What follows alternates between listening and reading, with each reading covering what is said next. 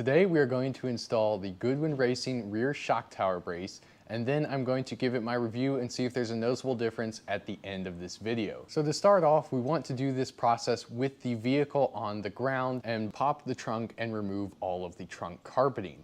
Removing the trunk carpet is super simple. It's just a bunch of plastic pop rivets. I've shown this process in some of my other videos, but for those of you that don't know, you just need a flathead screwdriver to pry them out. There's two pop rivets that just pry straight out, and then there's two pop rivets where you have to pop out the center section and then the whole thing comes out. Once the trunk carpeting is removed, go ahead and remove the metal shield that protects the fuel filler pipes.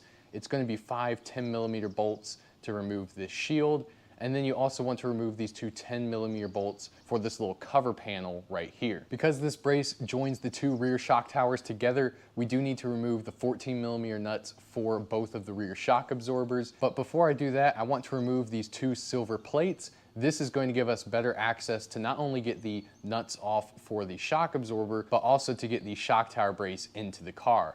These are held on by 4 10mm nuts and bolts on each of the plates. I also removed this little wiring harness. There's just a clip with these little push tabs on it that will give me better access to move that plate on the left side of the car out of the way. Next, remove the 14mm nuts for the shock absorbers using a 14mm wrench. This is all the disassembly we have to do. We can now put the shock tower brace in the car. One of the things that I thought was interesting about this brace is the fact that you can see here it is a two-piece design. Unlike the front shock tower brace, which is a single welded piece of, I believe, aluminum, this one has a joint right here.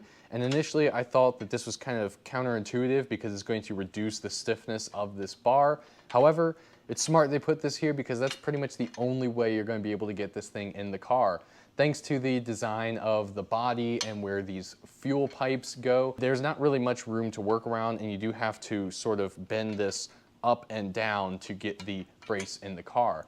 I found this easiest to bend that left side end down, push it between the fuel pipes, and then slide the right end over into place. You can also bend these fuel pipes a little bit to give you some clearance to make sure you're not rubbing on the bar and make it easier to get the bar in and out. The other thing that I did was I actually flipped the direction of the bolt that joins these two pieces of the brace together, because one end uses a socket or a wrench, the other end uses an 8mm Allen key, and the way it was configured as it was shipped to me, the Allen key would go in from the front side, so between the brace and the body of the car itself, and there's just no room really to get an Allen key in there. So I flipped it around so I could get a wrench on that nut on the end and then the Allen key on the other side. Once you get the shock tower brace into place, you want to take the supplied washers and put those over the studs for the shock absorbers. Then take the 14mm nuts and those two bolts that go on the center of the shock tower brace and connect to that cover. Get those all threaded on by hand to ensure that all of the bolt holes line up. After that, go ahead and torque everything down to spec. Now, Goodwin Racing says the specification for those bolts in the middle is 12 to 19 foot-pounds, and then the shock absorber nuts is 37 to 43 foot-pounds.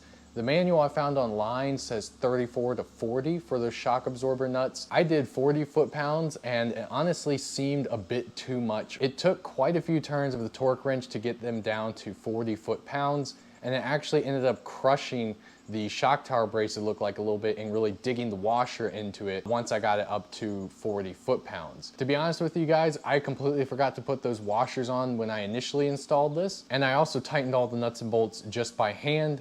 Drove the car to work and back and everything seemed fine. And also, you can't really get a torque wrench on those nuts on the front right next to the rear bulkhead. So you're probably fine to just get everything tightened down by hand. I would just check it after a few days of driving to ensure that everything is still tight. But once you have all those tightened down, go ahead and tighten down the bolt and nut that's on the shock tower brace itself.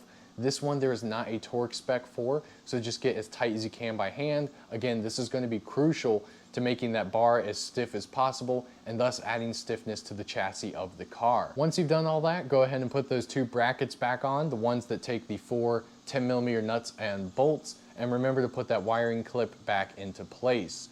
After that, you will have to do some cutting and trimming on the fuel pipe shield as well as the trunk carpeting in order to get those to fit. I took an angle grinder with a cutting wheel and cut away the curved bent section on the bottom of that fuel pipe shield, and it seemed to fit perfectly at that point. And then the trunk carpeting, I took some scissors and a utility knife and cut away to get it to fit over the shock tower brace. I would recommend to go easy with the cutting. I took it a little bit too far on accident, so take away little bits at a time, test fit it, take away more until you're happy with the fitment and the way that it looks. But that, my friends, is how you install the rear shock tower brace. Now we can take it for a drive and see if we notice a difference. So now I've driven a few thousand miles with the rear shock tower brace installed in various conditions, including daily driving back and forth to work, long road trips, and some spirited backroad mountain driving. But the question is, did it actually make a noticeable difference? And I would have to say the answer is yes. I did notice a difference shortly after I installed the rear shock tower brace. The biggest difference it made, in my opinion, is the solidness that the car has over bumpy roads. I feel like there is a little bit less rattle and flex in the chassis. One example of this is that the soft top frame, it's developed sort of a rattle and vibration right over my shoulder, kind of near my left ear, and I can hear it often going over bumpy roads. The amount of times that I hear this and the intensity of it has been reduced now after installing the rear shock tower brace. I think it's really complemented the front shock tower brace and the front subframe brace that I've previously installed, so the entire car feels a little bit more solid going over bumpy roads.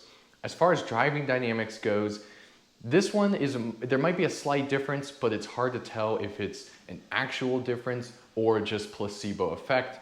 I feel like the fact that the rear end is a little bit stiffer, especially over bumps, it does make the car handle a little bit more neutral and feel more balanced and poised when you're going over mid-corner bumps. But again, it is a little bit difficult to tell unless you can really drive the same car with and without the brace back to back.